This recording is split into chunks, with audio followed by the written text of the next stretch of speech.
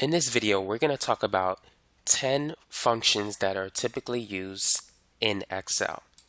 So the first one that we're going to go over is the average function. So let's say we have a group of numbers 15, 27, 42, 93, 56, 84, 75, 33, and 49. If you want to find the average of these numbers, type in equal average parentheses and then highlight the column of data that you want to average. And so the average of these numbers is 53.125. And so that's a very simple way in which you can use the average function in Excel. Now let's say if you want to average two numbers quickly, you can type in equal average and then let's say we want to average 100 and 200. So type in 100 comma 200 close parentheses and you get 150. If you want to average three numbers, you can type in the three numbers. Let's say 100, 200, and 300. The average of those three numbers is 200. And so that's another way in which we can use the average function in Excel. Now, the next function that we're going to talk about is the sum function. So let's say if we want to add up some numbers. So if we wish to find the sum of the numbers in this list, we can type in equal sum parentheses and then highlight the column that you want to find the sum of. And so the sum of those numbers is 429. And just like before, if we want to, we can just find the sum of two numbers. Let's say 50 and 125.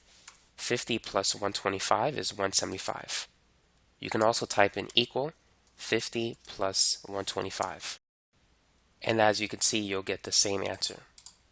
Now let's say if you want to find the sum of three numbers, you can type in equal sum 100, 200, 300. And that'll give you 600. Or you can write it this way, equal 100 plus 200 plus 300. And so there's different ways in which you can add up numbers using the sum function. And so that's the second function that we're going to talk about in this video. Now, the third function is going to be the sum if function. So let's compare that with the sum function.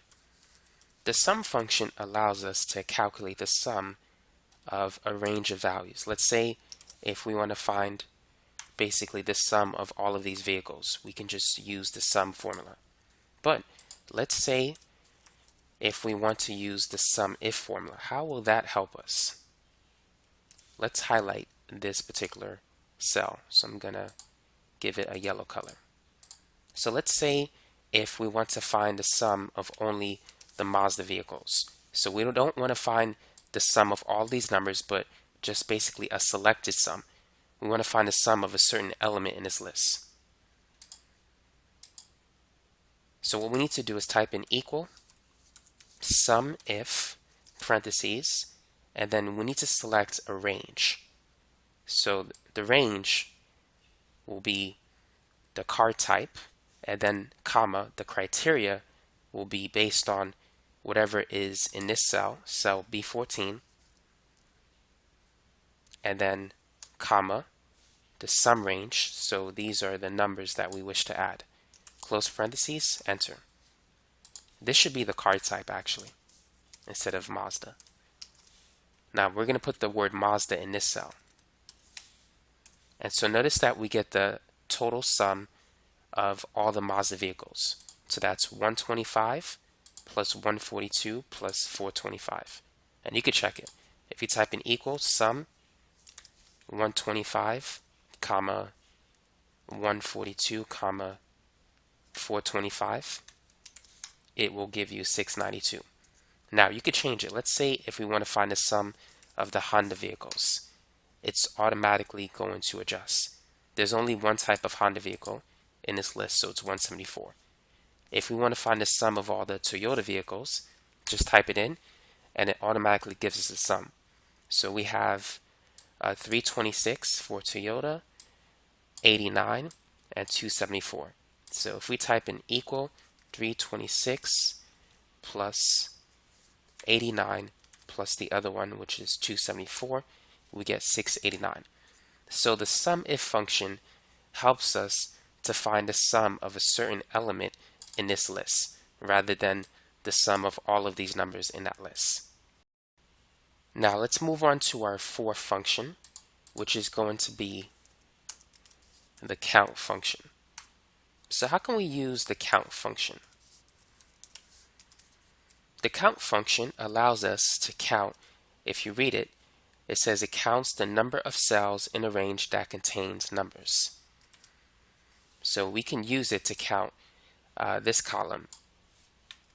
And so we have a total of 10 cells that contains numbers. So this is the first one, second, third, fourth, fifth, sixth, seventh, eighth, 9, 10. So there's 10 cells that contain numbers. Now, if you try to use it with a column of data that don't contain numbers, you're going to get a value of 0. So that's the fourth function, the count function. It helps you to count the number of cells with numbers. The next one is the counta function or count a function. And so this function allows you to basically count the number of cells that are not empty.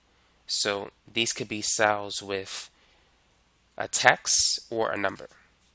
So if we highlight these cells, we're going to get a count of 10. Now let's say if we have Mazda, if we have a number 25, let's say we have Toyota, and then 37, and then let's say at Jim, let's say Carla 12. If we try to use the count function on this, it's only going to count two numbers because it counts 25 and 37. It doesn't count this one, which contains letters and numbers. So that's the count function.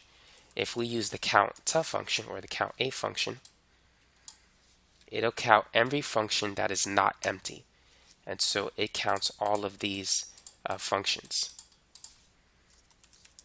If we try to use it on this entire range, it still gives a 6. It doesn't count the empty cells.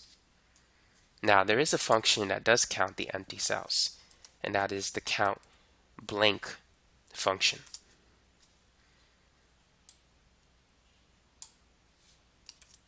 So notice that we have 3 empty cells, 1, 2, 3. And so that's the count blank function. So now you know how to use the count and the count a function in Excel. So number 6 will be the count if function. So the count if function is very similar to the sum if function. It allows us to count a selection in this entire column. So let's change this to count if. And so this is going to be equal count if, and then we need to select the range.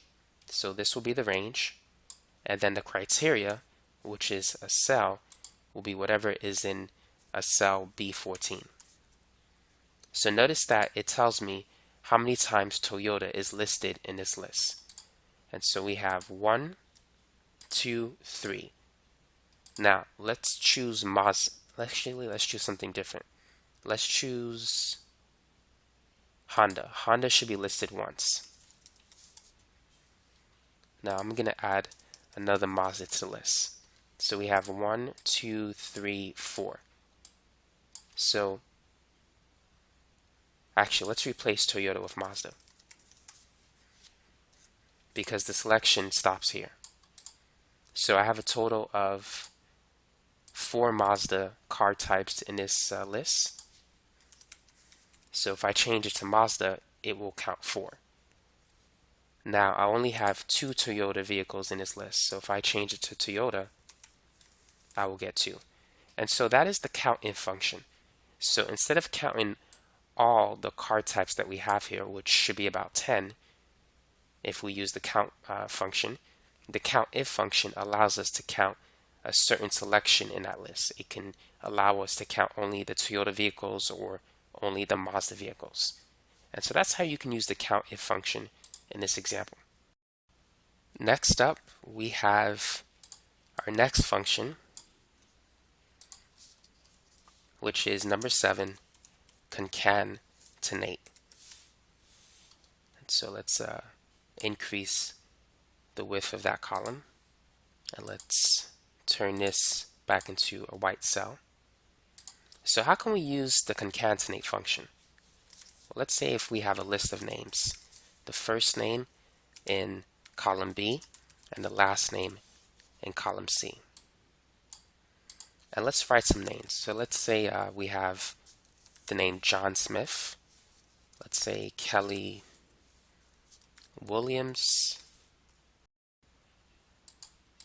And then Jackie Garcia. And then we'll say Lisa Clark.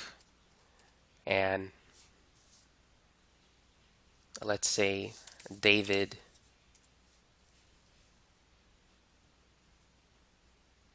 Johnson. Now let's use the concatenate function.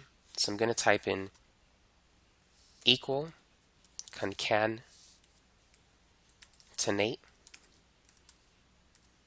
and then parentheses, text 1, and then comma, text 2, close parentheses. And so notice that it puts the information in column or in cell B2, and it connects it with the information in cell C2. And if I want to, I can extend this information. Now, instead of doing that, notice that we need a space in between. So to put that space, go ahead and type in equal concatenate again, and then we'll type in cell B2. You can just highlight it, and then comma. In quotations, type in your quotation mark, space, quotation mark, and then comma, cell C2, close parentheses. So now it's going to put a space between columns B and C. And so the concatenate function allows you to basically combine the information in 2 columns and connect it in 1 column. And you could put anything in between. So you can put a space or any other data that you want to put in between those 2 columns. So that's number 7, the concatenate function. Now, number 8, the if function. How can we use that? So let's say if we have the name of a fruit. Let's say apple, orange, lemon, or let's say banana. So equal if. So the logical test will be based on cell B3. So if B3 is, let's say, an orange, I want EXEL to tell me that it's true. If it's not an orange, I want it to tell me that it's false. So here this is false because it's not an orange. And I'm going to extend it. Notice that I do get a true statement for this being orange. If I change this to orange, it becomes true. If I change that to an apple, it becomes false. And so that's one way in which you could use the if statement. You can also use it to say something other than true and false. So let's say if cell B3 is a lemon. So for words, you need to put it in quotation marks, comma.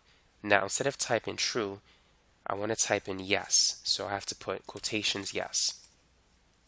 And the next one I can type in no, or I could say it is not a lemon. Whatever I decide to write here, it's going to replace the word false with that statement if it's not true. So here I don't have a lemon, so it is not a lemon. And now I can extend this. This one is a lemon, so I get an output of yes. Now, there's some other ways in which we can use the if function. So let's say if we have some numbers 15, 25, 50, and 84. So let's say if equals if cell B9, let's say if that is greater than 30, if that statement is true, I want Excel to basically perform a calculation rather than saying yes or no. And so that calculation will be, let's see, if it's true, I want Excel to multiply B9 by 10. If it's false, I want it to return a value of 0. And so in this case, B9 is not greater than 30. 15 is less than 30, so I got a value of 0. And now let's extend it. Here, 50 is greater than 30, so in this cell, it performed the calculation that I wanted to do. That is 50 times 10, I got 500. And here, 84 is above 30, so it multiplied 84 by 10, giving me 840. Now let's do something else. So let's do if, and let's start with B9 again. So let's say B9 is less than 30. So this time, I'm going to want Excel to basically take B9 and multiply it by, or rather subtract it by 10. Let's do something different. And if it's false, I want it to divide B9 by 10.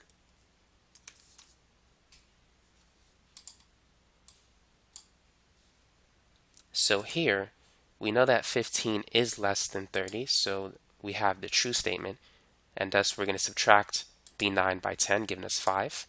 And this is less than 30, so we do 25 minus 10, giving us 15.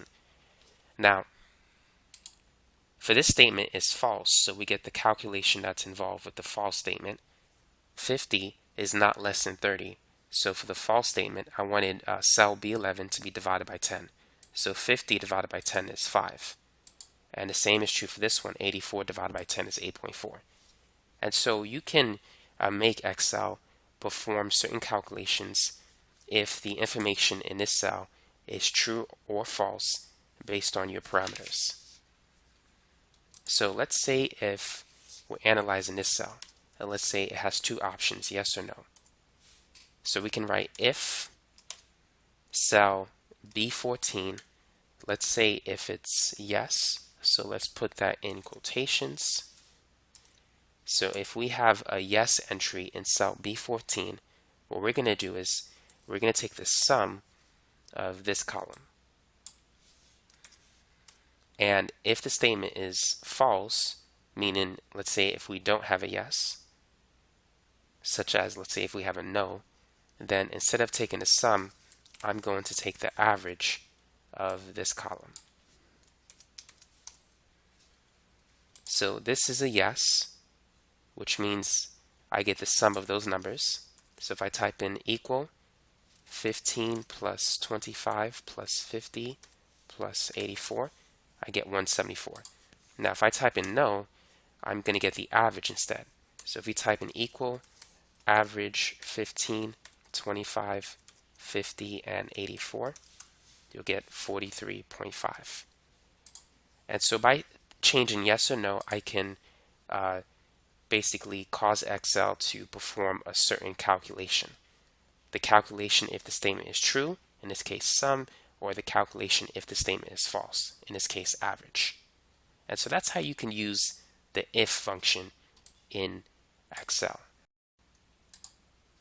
Now, number 9 is the VLOOKUP function. So that's the next one we're going to talk about. So how can we use the VLOOKUP function? Well, first let me fill in some information. So we're going to write the name of the individual, the email address, let's say a phone number, and also their annual revenue. I'm going to have to make this column bigger and this one smaller. So let's say once again we have John Smith, let's say Lucy Johnson, Aaron Clark, David Wilson, and Ronald James.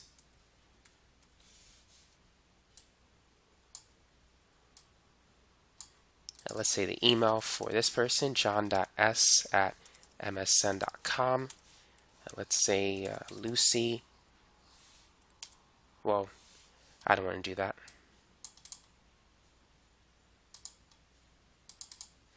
Let's say lucyj@live.com. And then aaron.c@gmail.com. david.w@hotmail.com. And finally, ronald.j@, let's say, yahoo.com. Now let's fill in some numbers. So let's say this is 243, and then 125-7463. You could fast forward this if you like. I'll be done shortly.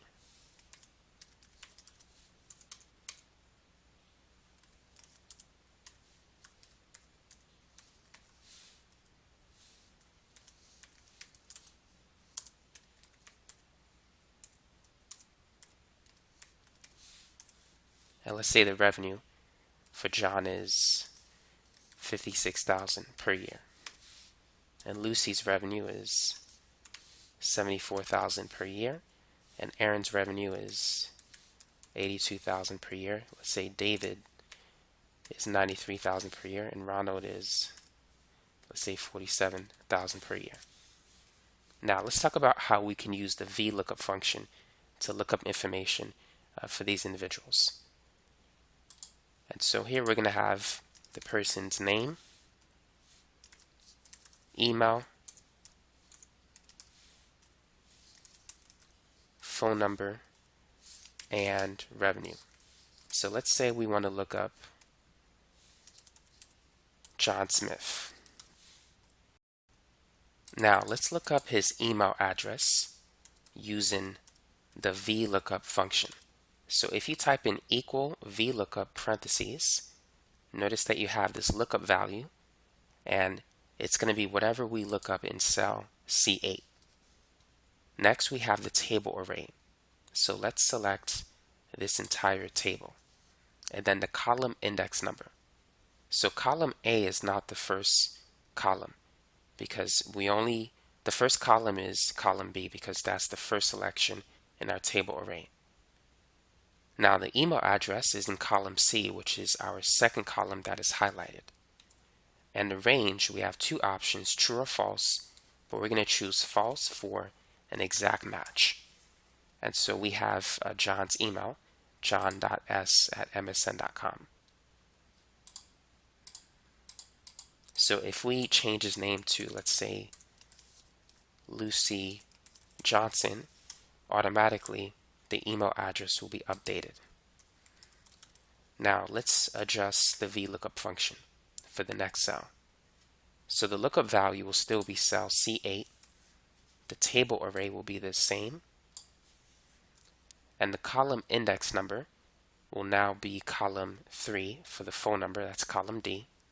That's the third column that is highlighted. And then let's choose false for an exact match. And so we get Lucy's number 352-452-9721. Now the last thing we're going to look up is the revenue. So our lookup value is still cell C8, same table array, column index number, the fourth column that is highlighted, and then let's choose false again. So her revenue is $74,000. And let's adjust the number format. Let's click more counted formats, and then let's put currency with 0 decimal places. So her revenue is $74,000. So if we change the name from Lucy Johnson to, let's say, Erin Clark, we're going to get all the information for Erin Clark, her email address, phone number, and her annual revenue. So that's how you can use the VLOOKUP function. The next one that we're going to talk about, number 10, is the use of a drop-down list.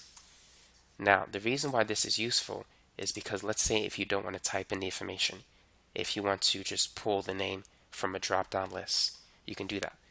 And so a quick and simple way to make a drop-down list is to click Data and then go to Data Validation, and then under a section Validation Criteria, allow a list instead of any value, and then you can type in the names that you want, or you can click in this button and then select these names and then press enter, OK, and now we have a drop-down list. So if I select John Smith, it automatically updates. If I select Lucy Johnson, as you can see, it updates, or David Wilson, I can get his email, phone, annual revenue, or finally Ronald James. And so that's the 10th useful feature in Excel. And so that's it for this video. Hopefully you found it to be helpful. And if you want to find more detailed videos that I have on VLOOKUP, drop-down lists, if functions, and other stuff like that, check out the description section of this video, and you can find my Excel video tutorial playlist. You can also check out my channel if you want to find help in other topics. Let's say if you're going back to school and you want to learn algebra, geometry, trig, pre-cal, calculus, chemistry, physics, I do have playlists on those topics as well. So thanks again for watching.